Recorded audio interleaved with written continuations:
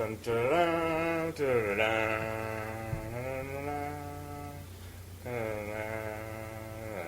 Enough fun and games. FBG Live.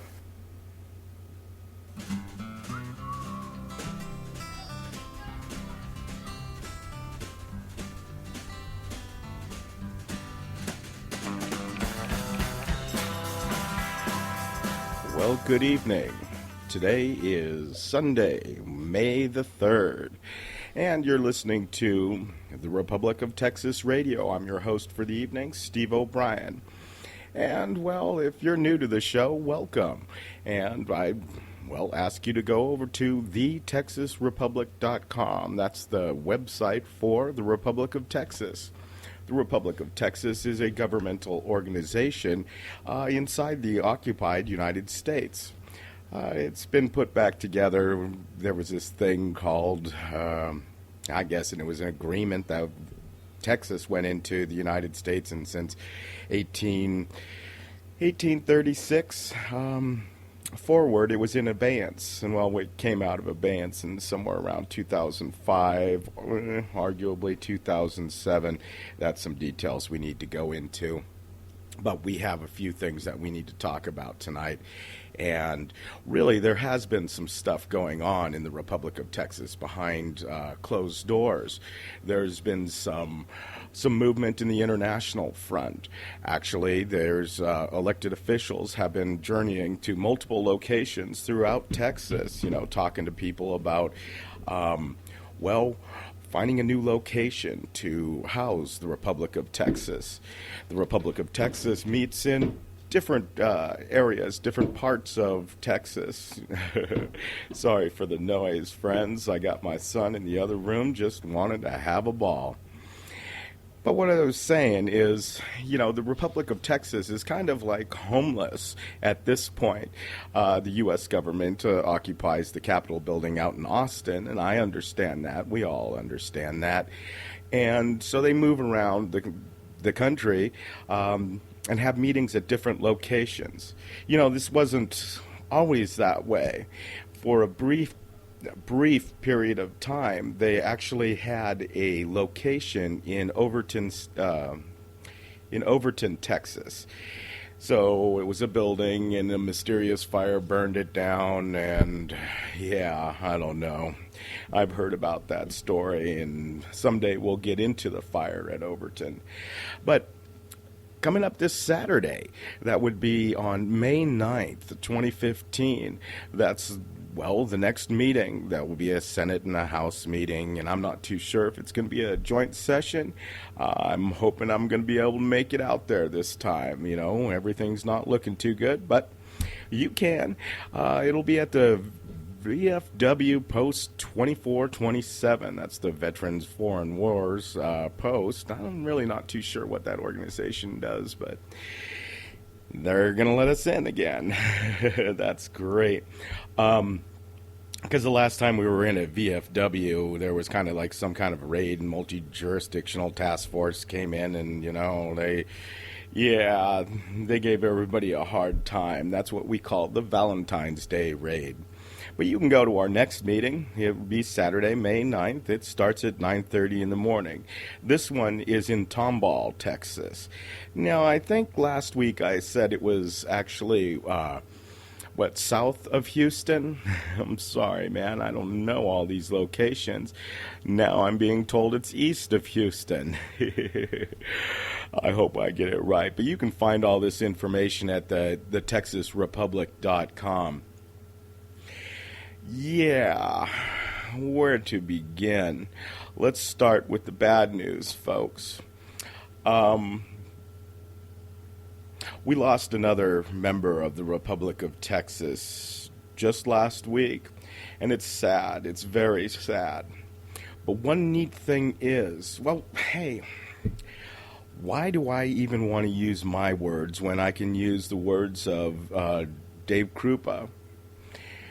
In a letter to a few people in the Republic of Texas, Dave Krupa writes, I had the To all, by now you've heard the loss of Senator Dorn's husband, Roger, over the weekend.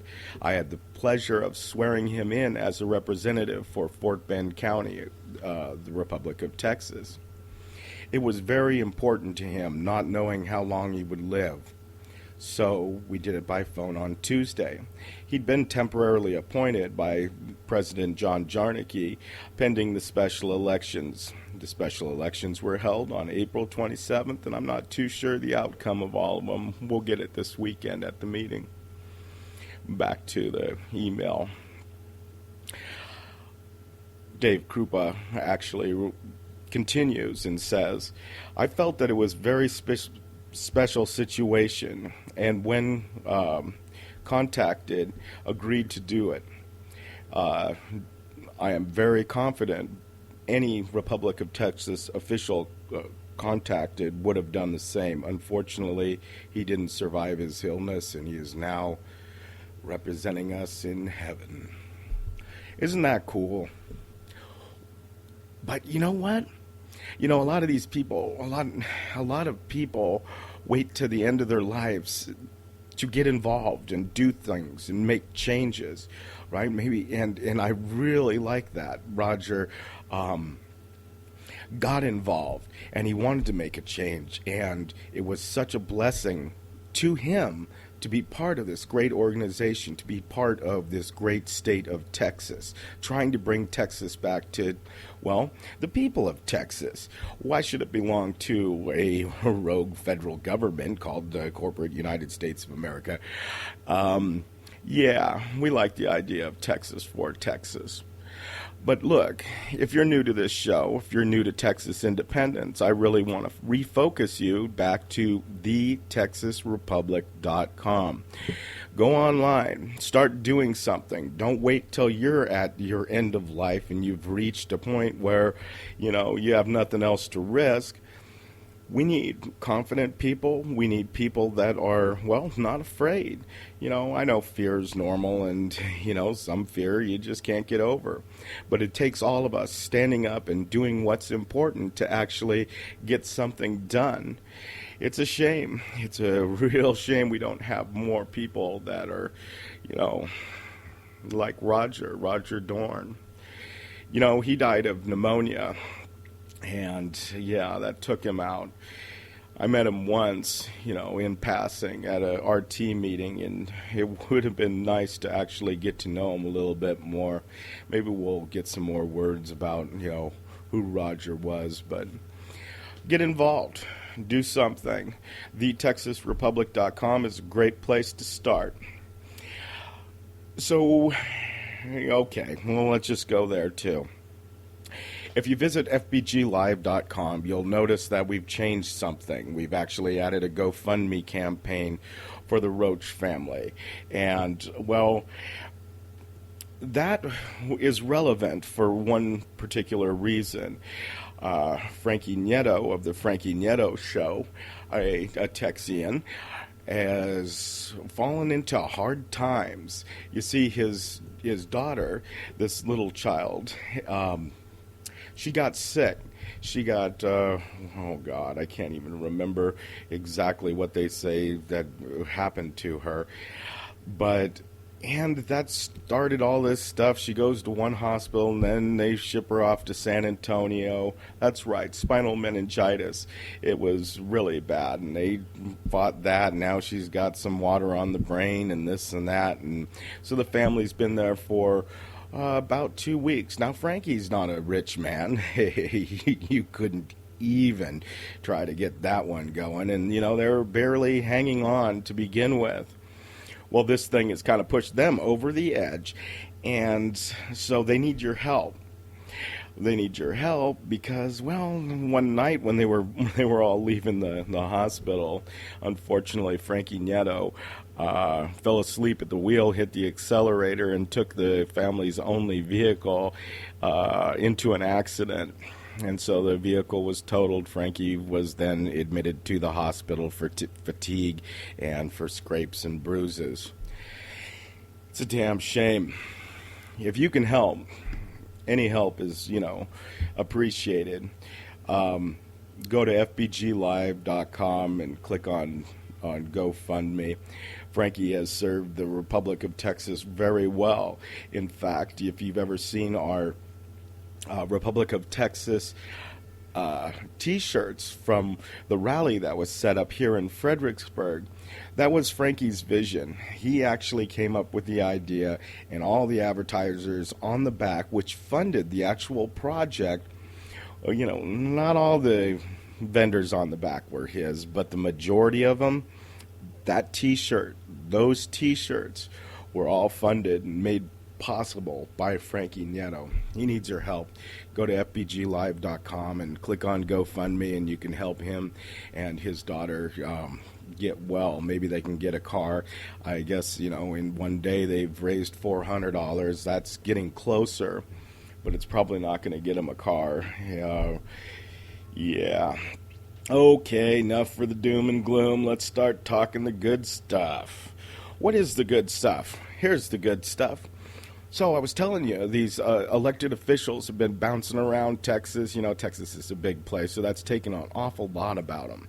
One of the main focuses has been, first of all, funding. You know, funding's very important.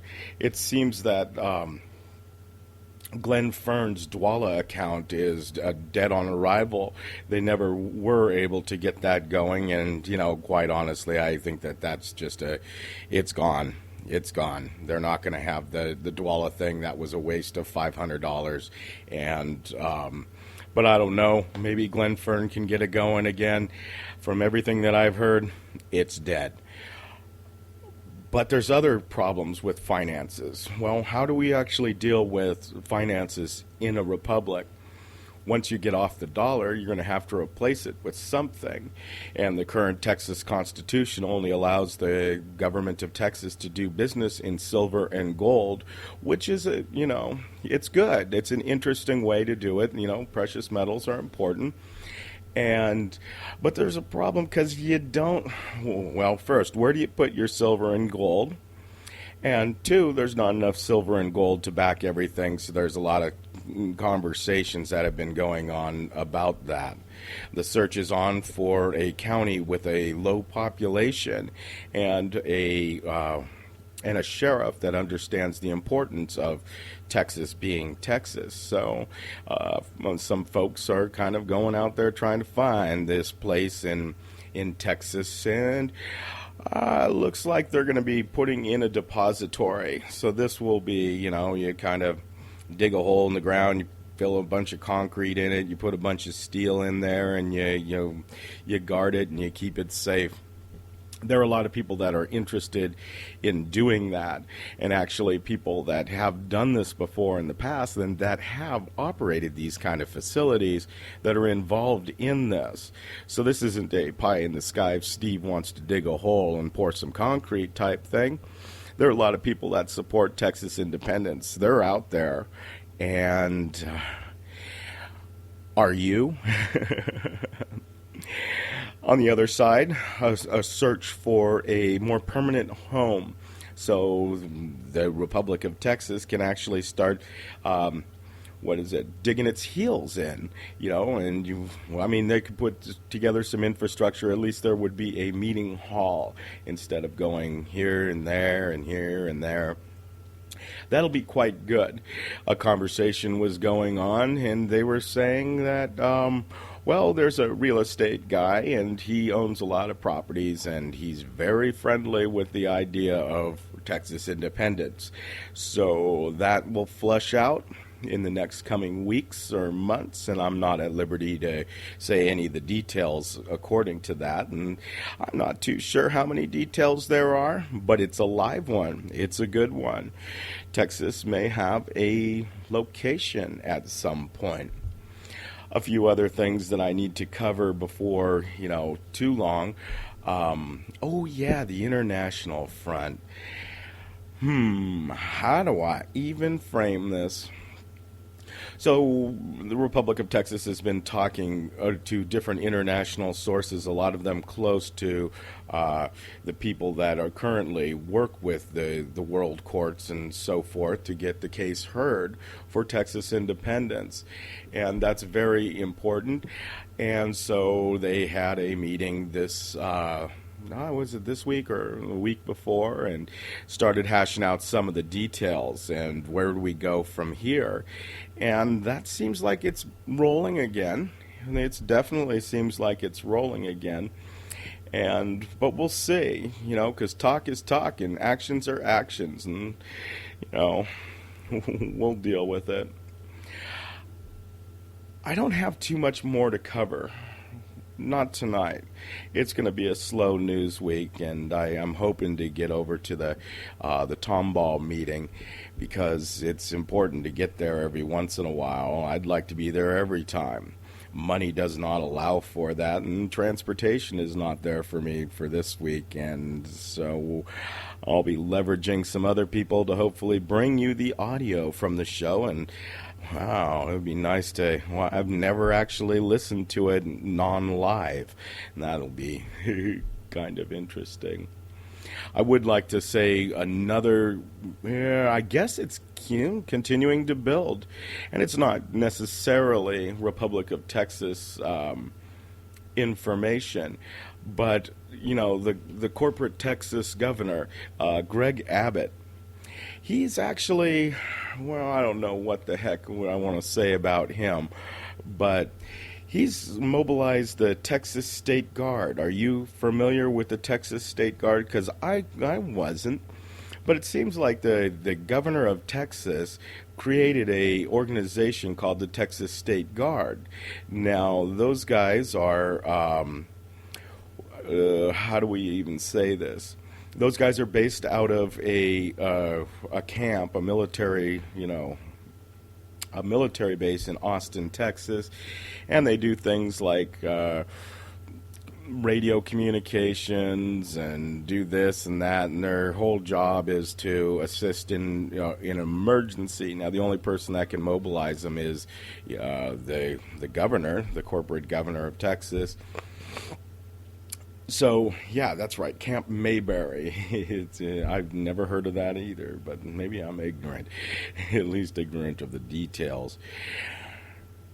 They go on to, Greg Abbott mobilizes this thing called the Texas State Guard to watch over the federal government as it drops its troops in all sorts of states and holds little drills and skulks through the streets. And, nobody knows exactly what they're planning on doing, but they're mobilizing for something called Jade Helm. People seem to be taking exception with that, and including the governor of Texas. And he's mobilized these guys called the Texas State Guard. And I got an article from Veterans Today, and it was actually, I don't know if you're familiar with Veterans Today, and it's by their senior editor, Gordon Duff. I've heard Gordon Duff quite a bit, but he goes on to really, to demonize the governor and demonize this group called the Texas State Guard, pointing to other groups called the Ohio State Guard, calling them, SS people and Nazis. And he goes on to slander and slander and slander. Greg Abbott did something else that seemed to have gotten Gordon Duff's ire, hackles up. How do you say that? He told that all military people have to identify themselves. They have to wear a badge while they're on duty and while they're off duty. As long as they're moving around, they have to be identifiable. They can't just go incognito. Now, Gordon Duff doesn't like this and says, the U.S. government doesn't like its people to be walking around in uniform because they faced retaliation. Blowback from all the occupied countries and all the victims of the bombing campaigns, the covert attacks on different sovereign countries, and they overthrow governments and stuff like that. That makes the U.S. military kind of a target. They don't know that the U.S. military is just following orders. And, well, okay, so they're just following orders. Are those lawful orders? Are those legal orders? Yeah, technically they're not wars, and we're just bombing them and stuff like that. Well, Greg Abbott, at least he's doing something. There's been some talk of communications between the Republic of Texas and the corporate state of Texas. And, well, protocol is the hard thing to get over. We're working on it, and we will be bringing you information shortly. Well, that's it for tonight. I could probably talk about a lot of different things, but I got to get some things done around the house. So tune in next week. Hopefully we'll have a heck of a lot more for you. Take care, guys.